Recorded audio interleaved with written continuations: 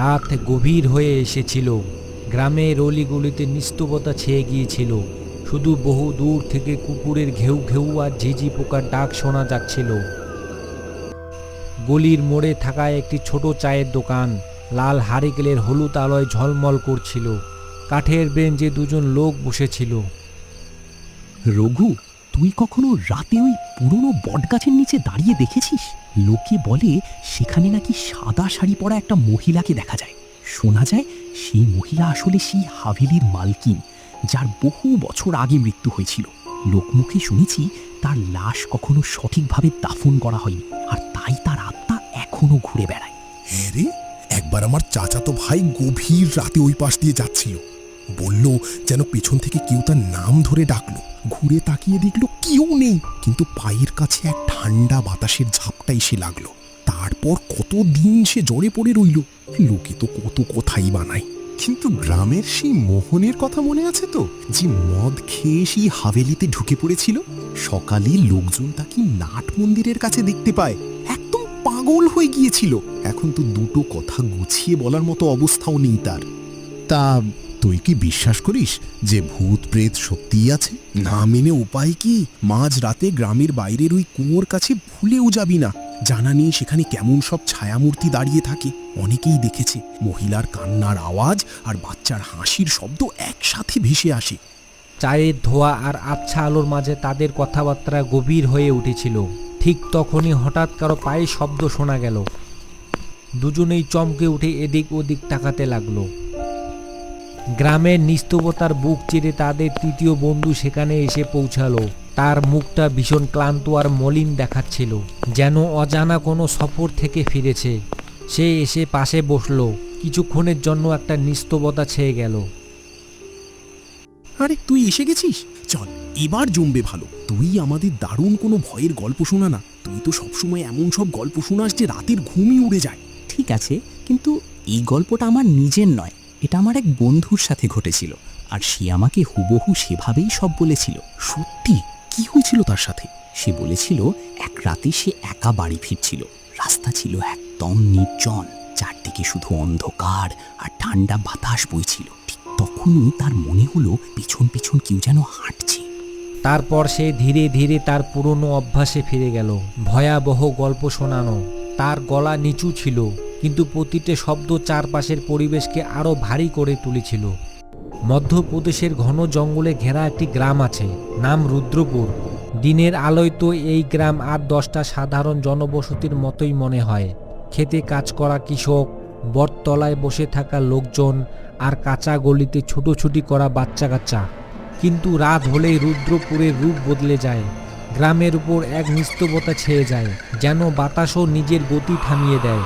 লোকজন দরজা জানালা আরও শক্ত করে বন্ধ করে নেয়, কারণ তারা জানে এই গ্রামের রাতগুলো অন্য কোনো জগতের সাথে সম্পর্ক রাখে। বলা হয় বহু বছর আগে এই গ্রামে এমন এক ঘটনা ঘটেছিল যার কথা আজও ফিসফিস করে বলা হয়। সেই ঘটনার পর থেকে রুদ্রপুরের বাতাসে এক মায়াবী ছায়া ছড়িয়ে পড়েছে। কুকুরগুলোর একসাথে কেঁদে ওঠা, পুরনো বট গাছ থেকে ভেসে আসা গোঙানি শব্দ, আর সেই শুকনো কুয়োর পাশ থেকে শোনা মহিলার তীব্র চিৎকার। এসব কোনো কল্পনা নয়, এই গ্রামের কড়া বাস্তব।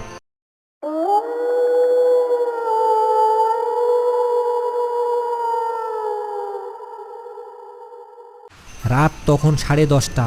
গ্রামে হালকা বাতাসের সাথে ঝিরঝিরে বৃষ্টি পড়ছিল, আর ওখানে শঙ্করের ছেলে শরীর খারাপ হয়ে যাচ্ছিল। ঘরের কোণে একটা নিভো নিভো লালটেন জ্বলছিল। স্বামী স্ত্রী দুজনেই নিজেদের বাচ্চার শারীরিক অবস্থা দেখে ভীষণ চিন্তিত ছিল। শঙ্করের ইচ্ছে তো ছিল সে তার ছেলেকে শহরের হাসপাতালে নিয়ে যাবে, কিন্তু গ্রামবাসীদের মুখে শোনা কথাগুলো মনে করতেই তার আত্মা কেঁপে উঠেছিল। যদি তার সাথেও কোনো অঘটন ঘটে যায়।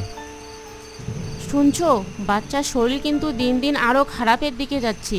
কিছু একটা করো, নইলে অনেক দেরি হয়ে যাবে। হ্যাঁ, আর দেরি করা একদম ঠিক হবে না। আমি ছেলেকে সাইকেলেই চাপিয়ে শহরের হাসপাতালের দিকে রওনা দিচ্ছি। একাই এত রাতে? রাস্তাঘাট সব নির্জন, আমার খুব ভয় করছে। ভয় আমারও করছে, কিন্তু বাচ্চার জীবনের চেয়ে বড় আর কিছুই হতে পারে না। রাস্তা যতই বিপদ সংকটের হোক, আমি ওকে শহরে নিয়ে যাবই। তুমি মনে সাহস রাখো, ঘরে বাচ্চার মা হয়ে ঈশ্বরের কাছে প্রার্থনা করো, আর আমি বাচ্চার বাবা হয়ে সাহস দেখাই। ভরসা রাখো, আমি ছেলেকে সুস্থ করেই তবে ঘরে ফিরিয়ে আনবো।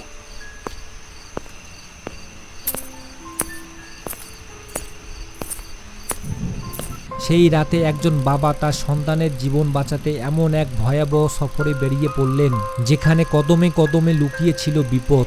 এই ঘন অন্ধকারের মাঝে সাইকেল চালাতে চালাতে শঙ্করের মনের ভিতরে ভয় চেপে বসেছিল। এই ভয়ের মূল কারণ ছিল শহরের দিকে যাওয়া একমাত্র সেই নির্জন রাস্তাটি। বৃষ্টি এখন আরও জোর হয়ে এসেছিল। ফোঁটা ফোঁটা জল শঙ্করের মুখে আছড়ে পড়ে যেন তাকে বারবার সাবধান করে দিচ্ছিল, কিন্তু সে কোনো মতেও থাকতে প্রস্তুত ছিল না। ছেলের শ্বাস প্রশ্বাস ভারী হয়ে আসছিল, আর প্রতিটা মুহূর্ত তার পা যেন পিছলে যাচ্ছিল। রাস্তা ছিল একদম শুনশান, দূর দূরান্ত পর্যন্ত কালো অন্ধকার, আর বৃষ্টির শব্দ ছাড়া কিছুর অস্তিত্ব ছিল না। এটা সেই রাস্তাই ছিল যাকে ঘিরে গ্রামে কত যে গল্প প্রচলিত আছে।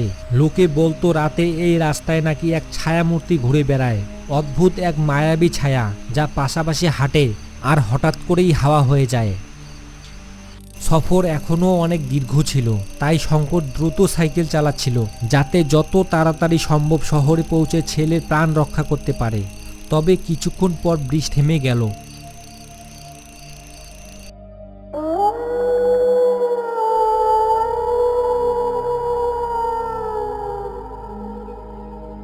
একটু দূর এগোতেই শঙ্কর রাস্তার পাশে একটা বৃদ্ধা মহিলাকে বসে থাকতে দেখল। এত রাতে শুনশান রাস্তায় কাউকে বসে থাকতে দেখে শঙ্করের ভারী আশ্চর্য লাগলো যে এত রাত্রে রাস্তার পাশে একা একটা মহিলা কেনই বা বসে থাকবে।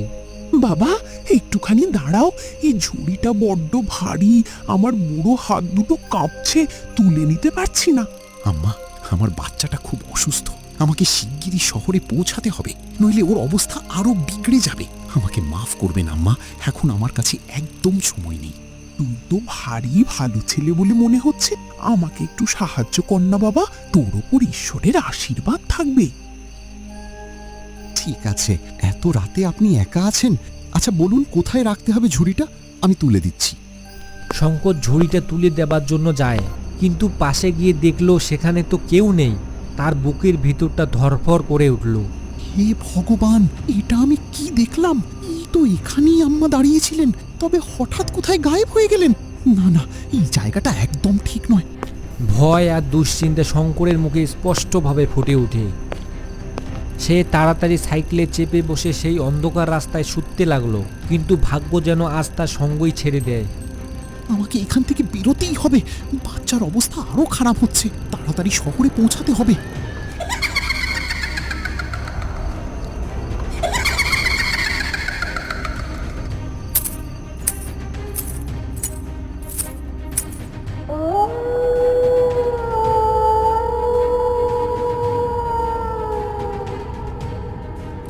হঠাৎই তার পুরনো সাইকেলের মোর্চে ধরা চেনটা খসে মাটিতে পড়ে গেল।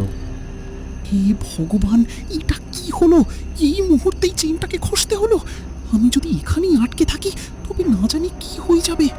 না, আমাকে যে কোনো উপায় চেনটা লাগাতেই হবে। শঙ্কর ভয়ের চোটে ঝুঁকে যেই না সাইকেলে চেন লাগাতে যাবে, ঠিক তখনই তার রগ থেকে রক্ত যেন জমে বরফ হয়ে গেল। সামনেই দাঁড়িয়ে রয়েছে সেই মহিলা, আর দেখতে অবিকল তার নিজের স্ত্রীর মতো। সেই মুহূর্তে শঙ্করের মনের ভেতরটা যেন ভেঙে গুঁড়ো হয়ে গেল। আরে, তুমি এখানে কিভাবে? তুমি তো ঘরে ছিলে, এত গভীর রাতে এই নির্জন রাস্তায় কিভাবে এলে? আর জিজ্ঞেস করো না, আমি রাস্তায় একটা ছায়ার মূর্তি দেখেছিলাম, তখন থেকে আমার পিছু নিচ্ছিল। আমি বড্ড ভয় পেয়ে তোমার কাছে ছুটে এসেছি। তাড়াতাড়ি করো, আমাদের এখান থেকে বেরোতে হবে। বাচ্চাটাকে আমাকে দাও, আমি ওকে সামলাচ্ছি। তুমি সাইকেলটা ঠিক করো। তাই নাকি? তুমি কেমন কথাবার্তা বলছো? তবে তুমি যদি সত্যি দেখে থাকো তবে বিষয় তো গম্ভীর। আচ্ছা ঠিক আছে, তুমি ছেলেকে ধরো, আমি চেনটা লাগিয়ে নিচ্ছি। হ্যাঁ, তাড়াতাড়ি করো, যে কোনো মুহূর্তে এখানে চলে আসতে পারে। শঙ্কর ভাবলো হয়তো সত্যি সত্যি তার স্ত্রী কোনোভাবে এত দূর চলে এসেছে। সে তখন কিছু জিজ্ঞেস করার বা ভাবার মতো মানসিক অবস্থায় ছিল না। ক্লান্তি, ভয় আর সন্তানের অসুস্থতা তার চিন্তা শক্তিকে একদম অবশ করে দিয়েছিল। সে কোনো সন্দেহ না করে নিজের অসুস্থ ছেলেকে সেই মহিলার কোলে তুলে দিল। শঙ্কর তাড়াহুড়ো করে সাইকেলটা নিয়ে সামনের দিকে এগিয়ে চলল।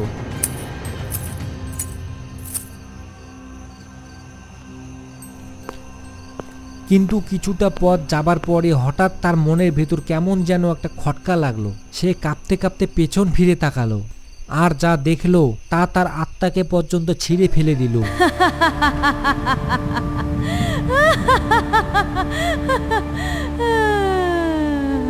সেখানে তার স্ত্রী ছিল না, সামনে দাঁড়িয়ে ছিল সেই ছায়ামূর্তি যার কথা গ্রামের মুরব্বীরা সব সময় সতর্ক করতেন।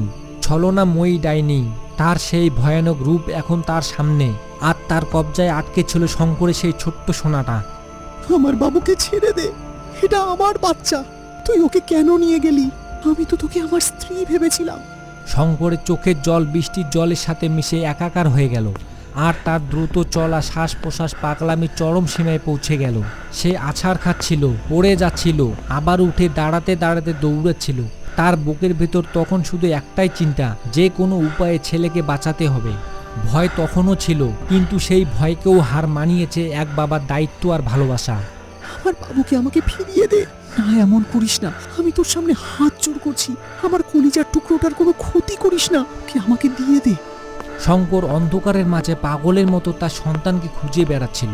তার পা দুটো কাঁপছিল, বুকের ভেতর হৃদস্পন্দন ধরপড় করছিল। ঠিক তখনই তার নজর সামনে পড়ল। সেখানে ভাঙাচোরা কাঁচা রাস্তার উপর বসেছিল সেই ছলনাময় ডাইনি। তার কোলে ছিল সেই অবোধ শিশুটি যাকে শঙ্কর নিজের জীবনের চেয়েও বেশি ভালোবাসে। কিন্তু সেই মুহূর্তে ডাইনির মুখে ছিল এক রহস্যময় হাসি, যেন সে জানতো শঙ্করের ভয় এখন তার হাতের মুঠোয়। না, এমন করিস না, আমি তোর পায়ে পড়ি, আমার বাচ্চার ক্ষতি করিস না, ওকে আমাকে দিয়ে দে। হে ভগবান, এখন আমি কি করব? কার কাছে সাহায্য চাইব? হে ভগবান, আমার সোনাকে আমার কাছ থেকে কেড়ে নিও না, ও তো আমার শ্বাসের ডোর, ওকে ছাড়া আমি বাঁচবো না। ও ছায়া মূর্তি, আমি তোকে ভয় পাই না, কিন্তু এই বাচ্চা তোর নয়, ও আমার আত্মার টুকরো, ওকে ফিরিয়ে দে। যদি তোর আমার প্রাণ লাগে তো নিয়ে নে, কিন্তু আমার বাবুকে ছেড়ে দে। আমি আমার চোখের আলো পর্যন্ত তোকে দিয়ে দেব, শুধু আমার সন্তানকে আমাকে ফিরিয়ে দে। ছলনাময় ডাইনি তার লাল চোখ দুটো জ্বালিয়ে তুলল। সে যেই না শিশুটির ক্ষতি করার জন্য তার কালো হাতটা বাড়াতে যাবে, ঠিক তখনই হঠাৎ অন্ধকার চেয়ে একটা মোটর সাইকেলে হেডলাইটের প্রথম আলো এসে পড়ল। হেডলাইটের তীব্র আলো আর ইঞ্জিনের গর্জনে পুরো পরিবেশটাই বদলে গেল।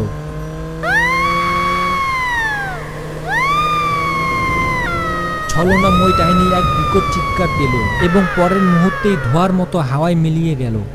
শিশুটি তার নাগাল থেকে ফসকে মাটিতে পড়ে গেল। শঙ্কর দৌড়ে গিয়ে নিজের সোনাকে কোলে তুলে নিল। কাঁপতে থাকা হাতে ওকে বুকের সাথে জড়িয়ে ধরল, আর চোখের জলে তার মুখ ভিজে গেল। আকাশ থেকে ঝরে পড়া বৃষ্টির ফোঁটায় এখন তার কাছে ভয়ানক লাগছিল না, বরং মনে হচ্ছিল পরম শান্তির এক আশীর্বাদ হয়ে ঝরছে। ঠিক তখনই মোটর বাইক থেকে নেমে এক বন্ধু এগিয়ে এলো। আরে শঙ্কর, তুই এখানে এই অবস্থায়, আর তোর চোখগুলো এমন লাল কেন? ভাই, তুই একদম সঠিক সময়ে এসে পড়েছিস, নইলে আমার বাবু, আমার সোনাটা চিরকালের জন্য আমার কাছ থেকে হারিয়ে যেত। কি কি কেড়ে নিচ্ছিল? কে ছিল এখানে? ও কোনো মানুষ ছিল না ভাই, ও তো ছিল ছলনাময়ী ডাইনি। ও আমার চোখের সামনে আমার স্ত্রীর রূপ ধরে আমাকে ধোকা দিয়েছিল, আর আমার বাবুকে নিয়ে পালিয়ে আসছিল। ভাই, আমি তো ভয়ে মরেই গিয়েছিলাম। এ তো তোর বাইকের শব্দ শুনে সে পালিয়ে গেল, নইলে আজ আমার সব কিছু শেষ হয়ে যেত। ছলনাময়ী ডাইনি? হে ভগবান, আমি তোর রাস্তা দিয়ে আসার সময় অন্ধকারে একটা ছায়ামূর্তি দেখতে পেয়েছিলাম, তাই বাইকে স্পিড বাড়িয়ে দিই। ভালোই হলো যে আমি এখানে দাঁড়ালাম। ভাই, তুই আজ শুধু আমার প্রাণ বাঁচাসনি, আমার পুরো পৃথিবীটা বাঁচিয়ে দিলি। তোর এই উপকার আমি জীবনেও ভুলবো না। শঙ্কর, একদম ঘাবড়াস না, এখন তো আমি এসে গেছি। দেখ, বাবু একদম সুরক্ষিত আছে। আমরা দুজনে মিলে ওকে এক্ষুনি শহরের হাসপাতালে নিয়ে চলবো, তোকে একা ছাড়বো না। সেই অন্ধকার রাতের এই ঘটনা রুদ্রপুর গ্রামের মানুষের হৃদয়ে চিরকালের জন্য খোদাই হয়ে রইল। এক বাবার গল্প, যিনি ছায়ামূর্তি আর ছলনাময় ডাইনির সাথে লড়াই করে নিজের সন্তানের প্রাণ বাঁচিয়েছিলেন। সেই রাত প্রমাণ করে দিয়েছিল যে ভয় যতই গভীর হোক না কেন, একজন বাবার ভালোবাসা তার চেয়ে হাজার গুণ বেশি শক্তিশালী।